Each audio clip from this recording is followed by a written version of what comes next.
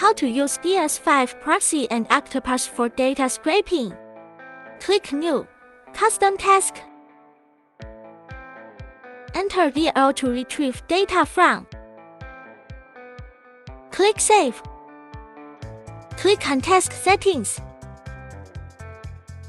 Click Anti-blocking.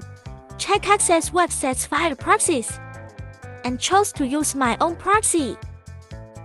Then we open the PIA client to extract the IP.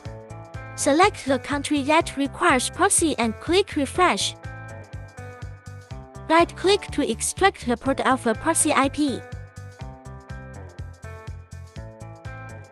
Paste the proxy IP in. Just save it.